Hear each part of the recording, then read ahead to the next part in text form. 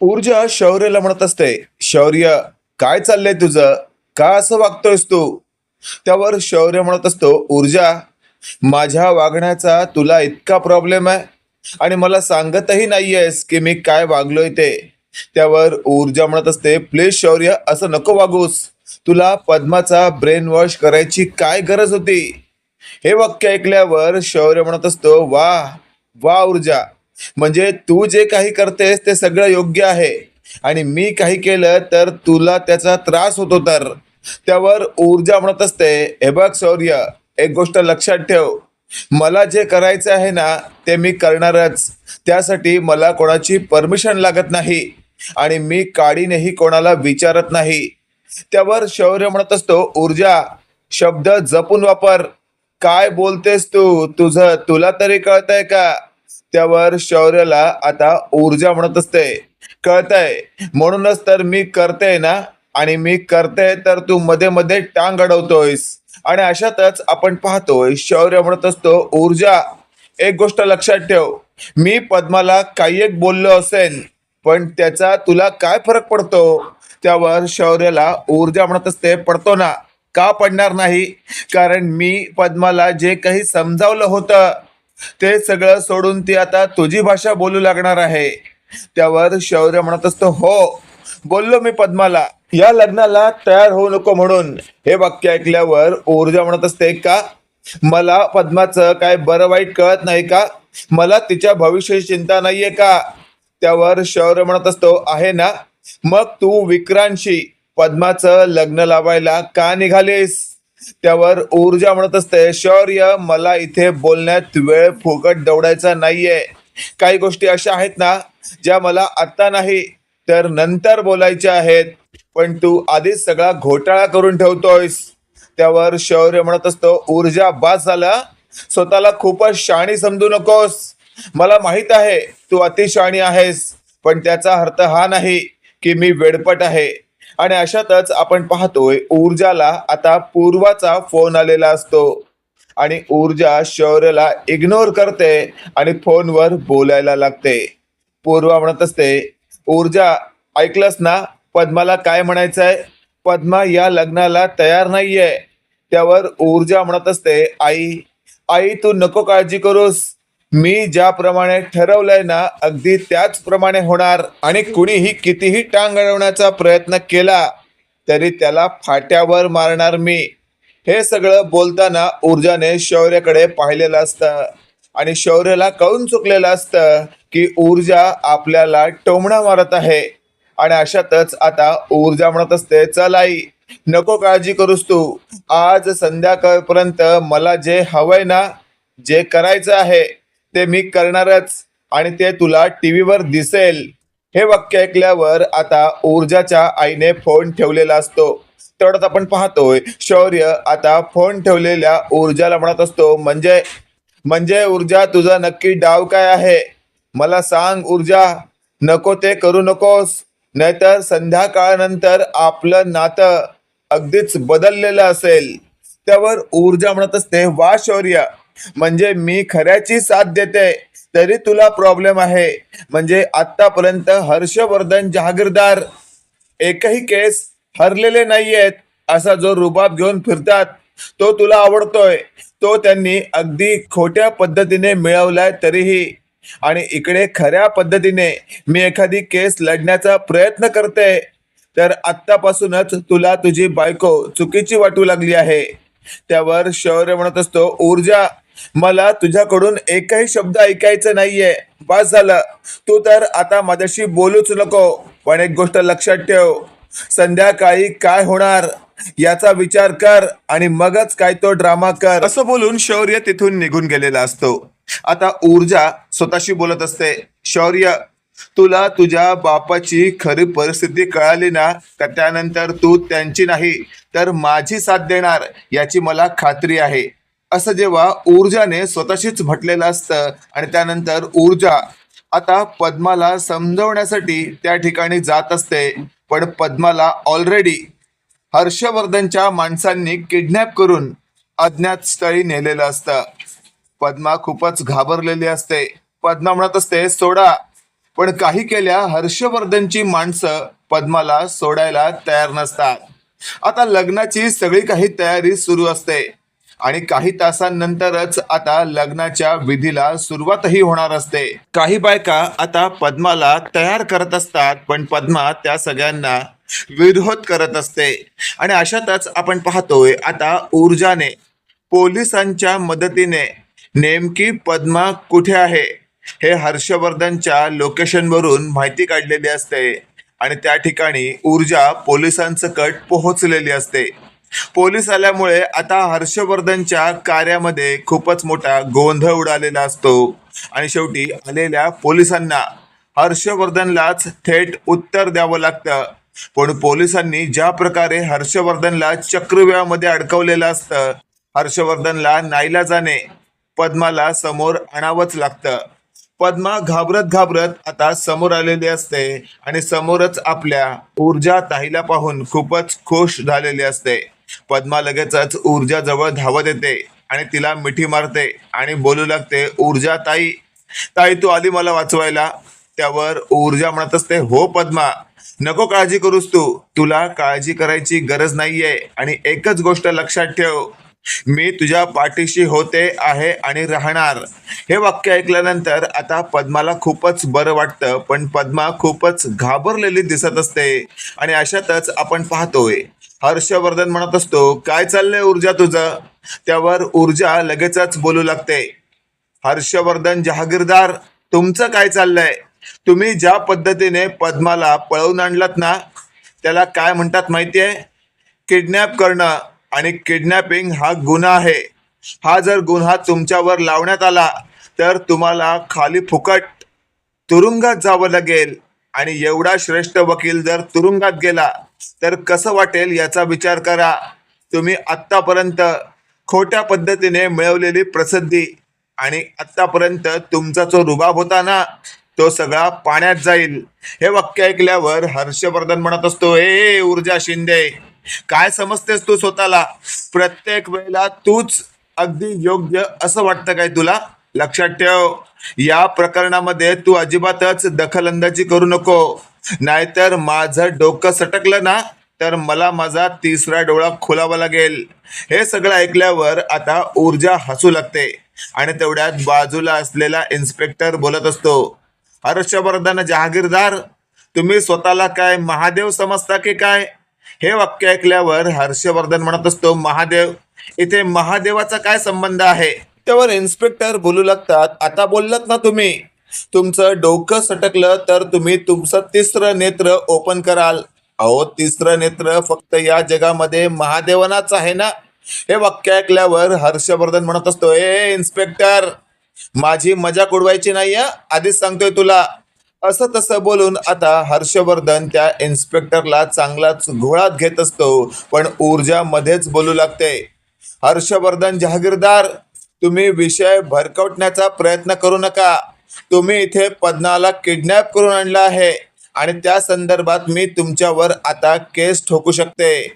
हे सगळं ऐकल्यावर हर्षवर्धनला कळून चुकतं की ऊर्जा जे काही बोलते ते अगदी बरोबर आहे. आणि अशातच आता हर्षवर्धन म्हणत असतो, ऊर्जा, एक गोष्ट लक्षात ठेव, तुला जे काही वाटतंय ना ते सगळं चुकीचं आहे. मी पद्माला नवीन आयुष्य देण्यासाठी, तिचं खरं खुरं लग्न लावण्यासाठी तिला या ठिकाणी आणलं आहे. त्यावर ऊर्जा बोलू लागते, तुम्ही आता जे काही बोलताय ना ते फक्त स्वतःचा जीव वाचवण्यासाठी, स्वतःची वकिली वाचवण्यासाठी आणि स्वतःला तुरुंगात जाण्यापासून वाचवण्यासाठी बोलताय. हे सगळं ऐकल्यावर आता हर्षवर्धन स्वतःशी बोलत असतो, ही ऊर्जा तर चतुर आहे आणि अति हुशार आहे. आता मला वेगळंच काहीतरी केलं पाहिजे. तेवढ्यात आपण पाहतोय तिथे आता हर्षवर्धनच्या मदतीला शिर्के सुद्धा आलेले असतात आणि शिर्के हर्षवर्धनची बाजू घेत असतात. आणि अशातच आपण पाहतोय ऊर्जाला आता शौर्याचा फोन देखील आलेला असतो. लगेचच आता ऊर्जा फोन उचलते आणि शौर्य बोलत असतो, काय गे ऊर्जा, आहेस कुणीकडे तू, मगापासून माझा फोन उचलत नाहीयेस. त्यावर ऊर्जाचं डोकं आधीपासूनच सटकलेलं असतं आणि ऊर्जा बोलू लागते, तुला तुझ्या बापाची खूपच काळजी आहे ना, खूपच चिंता वाटते ना तुला. ये, मी सांगते त्या ठिकाणी ये आणि बघ तुझ्या बापाचा खरा चेहरा. आता ऊर्जा जे काही बोलत असते ते तर हर्षवर्धनने ऐकलेलं असतं आणि हर्षवर्धनच्या लक्षात आलेलं असतं की समोर नक्कीच शौर्य आहे आणि ऊर्जा त्याला या ठिकाणी बोलवत आहे. शौर्याचा फोन कट करून ऊर्जाने पर्समध्ये ठेवताच हर्षवर्धन बोलू लागतो. काय गे ऊर्जा, फोनवर कोण होतं? शौर्य होता ना? त्यावर ऊर्जा म्हणत असते, का तुम्हाला त्याच्याशी काय घेणं देणं? त्यावर हर्षवर्धन म्हणत असतो, अगं जर शौर्य असेल तर या ठिकाणी त्याला का बोलवलंस तू? त्यावर ऊर्जा म्हणत असते, त्याला या ठिकाणी तुमचा खरा चेहरा दाखवण्यासाठी बोलवलंय. त्याला तुमच्यावर खूपच विश्वास आहे. त्याला असं वाटतं की त्याचा बाप या जगातील राजा हरिश्चंद्र आहे. हे सगळं ऐकल्यानंतर बाजूला असलेला इन्स्पेक्टर हसू लागतो. "ए, हरिश्चंद्र आणि हा हा हरिश्चंद्र हर्षवर्धन." असं तसं आता इन्स्पेक्टर बोलत असताना तिथे आता हर्षवर्धन इन्स्पेक्टरवरही चिडतो आणि तेवढ्यात आपण पाहतोय आता हर्षवर्धनच्या समोरच 2 मिनिटामध्ये शौर्य उपस्थित झालेला असतो आणि शौर्य बोलत असतो, ऊर्जा काय दाखवायचंय तुला? दाखव मला. त्यावर ऊर्जाने शौर्याकडे हात दाखवत असं म्हटलेलं असतं, गप उभा राहते आणि बघ काय चाललंय ते. आता आलेल्या शौर्य पुढे आपली नाचक्की होऊ नये म्हणून हर्षवर्धनने लगेचच आता ऊर्जाला असं म्हटलेलं असतं, ऊर्जा अगदी सगळ्या प्रेस कॉन्फरन्स समोर मी जाहीर केलं होतं की या विक्रांतने पद्माला लग्नासाठी स्वीकारलंय म्हणून आणि पद्मा ही या लग्नाला तयार झालीये म्हणून. हे सगळं ऐकल्यावर आता ऊर्जा म्हणत असते, हो ना, प्रेस कॉन्फरन्स मध्ये तुम्ही सगळ्यांना सांगितलं होतं ना की विक्रांत हा पद्माशी लग्न करायला तयार आहे, म्हणजे तिला स्वीकारायला तयार आहे. जर हे सगळ्या प्रेस कॉन्फरन्स समोर होतंय तर मग तुम्ही तिला आता पळवून आणून तिच्याबरोबर विक्रांतचं लग्न लावण्याचा का प्रयत्न करताय? मी पद्माची वकील आहे आणि मी पद्माला सांगितलं होतं काय चूक काय बरोबर. माझ्या सांगण्यामुळे ती या लग्नाला तयार झाली होती आणि तरीही तुम्ही मला फाट्यावर मारत तिला पळवून आणलं. त्यावर हर्षवर्धन म्हणत असतो, सगळ्या गोष्टींमध्ये तुला पडायची गरज नाहीये. त्यावर तिथे असलेले काही लोक म्हणत असतात, काय चाललंय हे सगळं? आणि तेवढ्यात आपण पाहतो शौर्याचा राग अनावर होतो आणि शौर्य बोलू लागतो, ऊर्जा ऊर्जा नक्की काय ठरवलेस तू? माझ्या डॅडचा प्रत्येक वेळेला अपमान करण्याचा बदला तू घेत राहणार आहेस का? त्यावर ऊर्जा म्हणत असते, शौर्य मध्ये बोलू नकोस तू आणि गप्प उभा राहा, अजून माझं बोलणं झालेलं नाहीये. आणि तेवढ्यात आपण पाहतोय ऊर्जा म्हणत असते, मिस्टर हर्षवर्धन जहागीरदार, मान्य आहे मला, प्रेस कॉन्फरन्स मध्ये तुम्ही विक्रांतने पद्माला स्वीकारल्याचं म्हटलं होतं, मग मला सांगा त्याचा काही पुरावा? त्यावर हर्षवर्धन म्हणत असतो, आहे ना, ॲफिडेव्हिट तयार करून घेतलंय मी.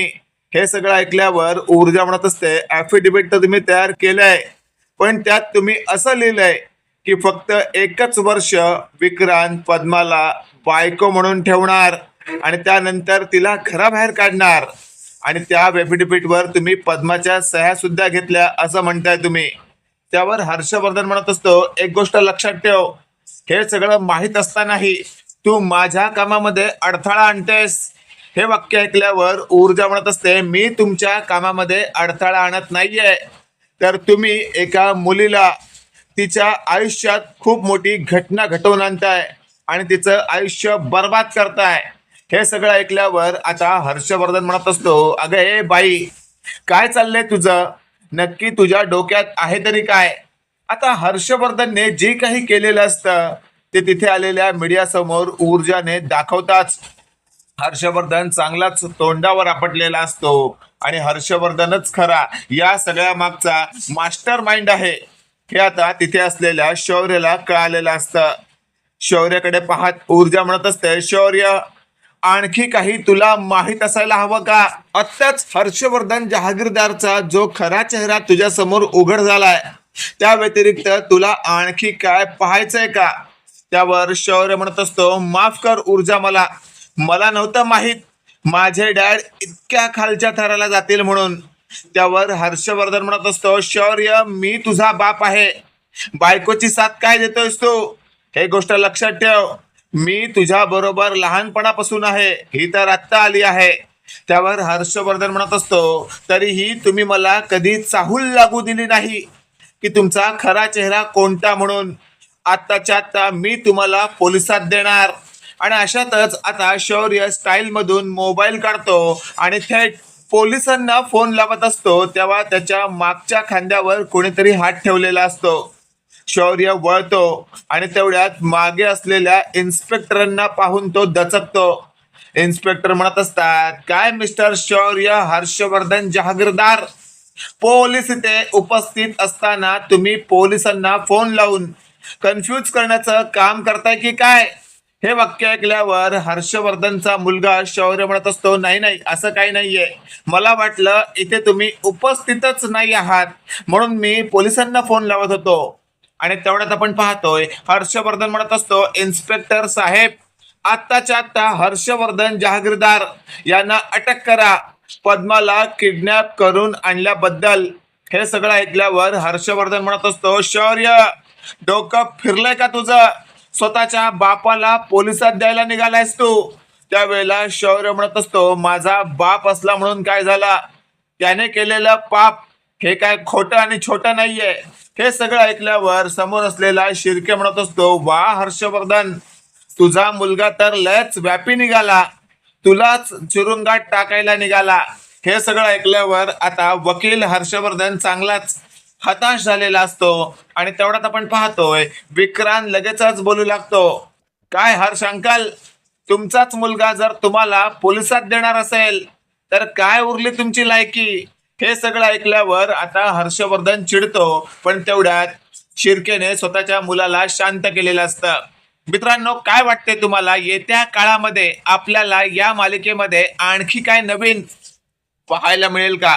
कमेंट करून नक्की कळवा. आणि असेच नवनवीन अपडेट पाहण्यासाठी व्हिडिओला लाईक आणि चॅनलला नक्की सबस्क्राईब करा.